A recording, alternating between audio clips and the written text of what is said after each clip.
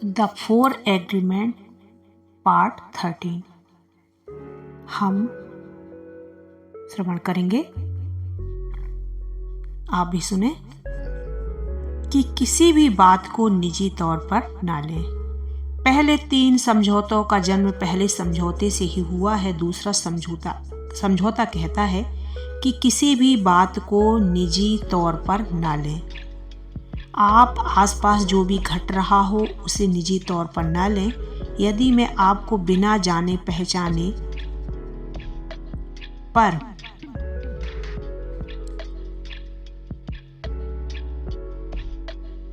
देखकर कहता हूं कि आप मूर्ख हैं, तो क्या वास्तव में ऐसा मैं अपने बारे में कह रहा हूं?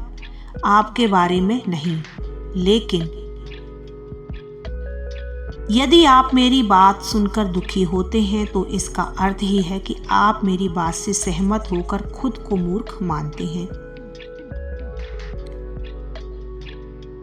हो सकता है आप यह भी सोचें कि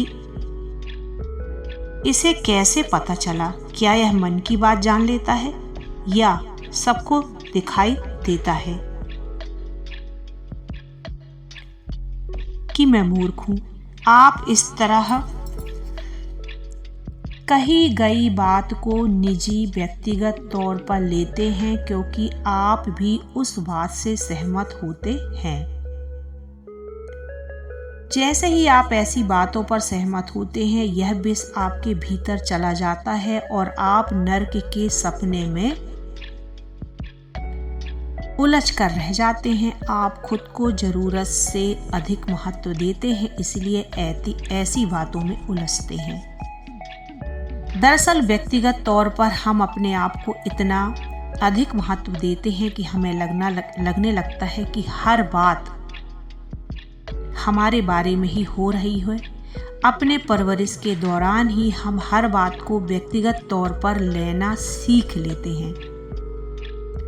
हमें लगता है कि हर बात के लिए केवल मैं ही जिम्मेदार हूं, मैं ही, सिर्फ केवल मैं। वास्तव में बाकी लोग जो कुछ भी कर रहे हैं उसमें आपका कोई सहभागी नहीं। लोग जो भी करते हैं अपने लिए और अपनी धारणाओं के कारण वैसा करते हैं। हर इंसान अपनी ही दुनिया में और अपने ही सपनों में जीवन जीता है। उसकी यह दुनिया हमारी दुनिया से बिल्कुल अलग है। जब हम किसी बात को निजी तौर पर लेते हैं तो यह मान लेते हैं कि लोगों का हमारे बारे में और हमारे जीवन में होने वाली गतिविधियों के बारे में पूरी जानकारी है। इसलिए हम अपने जीवन की घटनाओं को लोगों पर थोपने की कोशिश करते हैं। अगर वाकई कोई घटना व्यक्तिगत हो, जैसे कोई आपके बारे में गलत शब्द कहकर आपका अपमान करे या आपको हर बार ताना मारे, तो ऐसे समय पर भी आपको परेशान होने की आवश्यकता नहीं है, क्योंकि सामने वाला जो कुछ भी बोलता है वह केवल आपके साथ जैसा ही व्यवहार करता है, आपके बारे में वह खुद की राय बनाता है तो समझे कि यह केवल उसके मन की धारणाएं मात्र हैं। यह उसका दृष्टिकोण है जो उसके परवरिश से निर्माण हुआ है। जैसे अगर कोई आपको कहता है कि आप बहुत मोटे दिखते हैं, तो इस बात को निजी तौर पर ना लें, क्योंकि सच तो यही है कि वह इंसान अपनी भावनाओं, धारणाओं और मान्यताओं के आधार पर ऐसा कह रहा है। आपको मोटा कहकर वह इंसान आपकी ओर शाब्दिक जहर भेजता है। यदि आप उसके शब्दों को दिल से लगाकर दुखी होते हैं तो इसका अर्थ ही है उसका भेजा हुआ जहर आपके पास आ गया।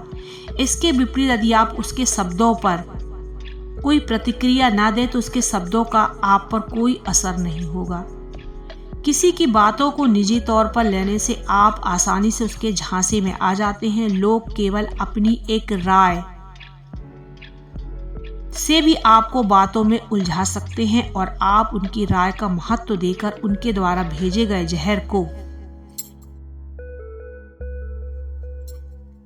करते हैं। जब आप लोगों की नकारात्मक भावनाओं से सहमत होते हैं, उन्हें स्वीकार करते हैं, तो देखते ही देखते उनकी नकारात्मक भावनाओं का कचरा आपका हो जाता है। अचानक आप स्वयं को शक्तिहीन महसूस करने लगते हैं। आपको प्रतिकार करने की क्षमता खत्म होने लगती है, जबकि प्रतिकार की बढ़ती हुई क्षमता ही उस समझौते का सबसे बड़ा उपहार है। जब आप बातों को निजी तौर पर लेते हैं तो आपको ही तकलीफ होती है। ऐसे में आप अपनी धारणाओं का बचाव करने लगते हैं और इसी से संघर्ष शुरू होता है। आप छोटी सी बात का बतंगड़ बना लेते हैं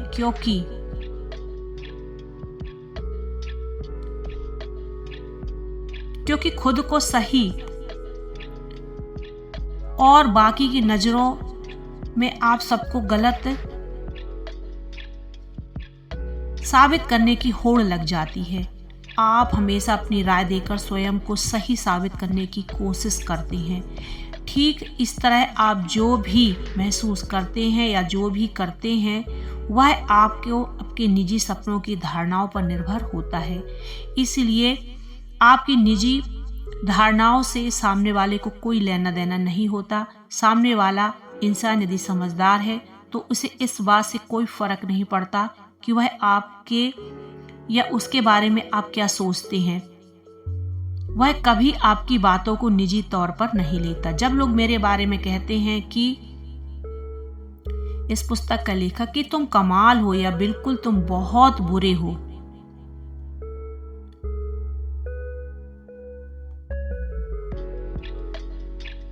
तब भी वह बातों को निजी तौर पर नहीं लेता।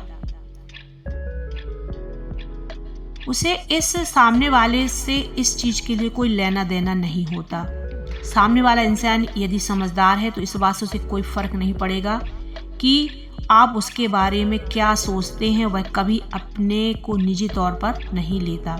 जब लोग मेरे बारे में कहते हैं, लेखक के बारे में, मुझे पता है कि जब लोग प्रसन्न होते हैं तो मैं उन्हें देवदूत जैसा ही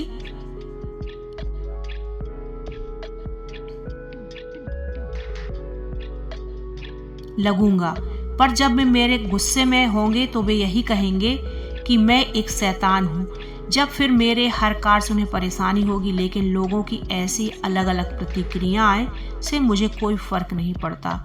मुझे पता है असल में मैं कौन हूँ। मेरी ऐसी कोई चाहत नहीं कि लोगों के जैसे मैं हूँ, जैसा मुझे स्वीकार करना चाहिए। मैं कितने अच्छे काम करता हूँ या कठिन से कठिन काम भी मैंने कैसे हिम्मत के साथ पूरे किए। अपने बारे में लोगों को ऐसी बातें सुनने की मुझे उम्मीद नहीं है। मैं सामने वाले की किसी की बात को निजी तौर पर नहीं लेता। आप जो भी सोचते हैं, जो भी महसूस करते हैं, वह आपकी समस्या है। आप अपने दृष्टिकोण से दुनिया को देखते हैं, इसलिए मुझ पर उसका कोई संबंध नहीं है।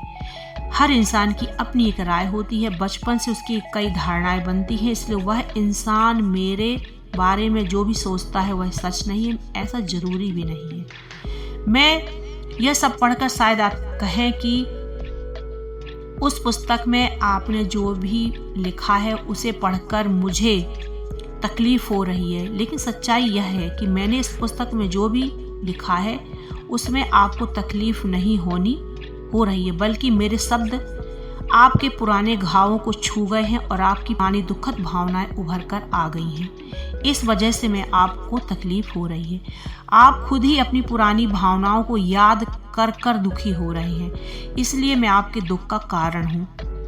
आपकी इस बात को मैं दिल से नहीं लगाता, लेकिन इसका अर्थ ऐसा भी नहीं है कि मुझे आपकी बात गलत लगी हो या मुझे आप पर विश्वास नहीं है। मैं जानता हूँ आप जो कुछ भी बोलते हैं वह आपके खुद के दृष्टिकोण से अथवा होता है। आपका दृष्टिकोण सभी से अलग हो सकता है। आपकी फिल्म, आप अपने मन की धारणाओं के अनुसार एक फिल्म का निर्माण करते हैं। उसका निर्माता, निर्देशक और कलाकार आप स्वयं ही होते हैं। संसार के बाकी लोग सारे आपकी फिल्म के सह कलाकार होते हैं, क्योंकि वह भी आपकी फिल्म है। राधे राधे।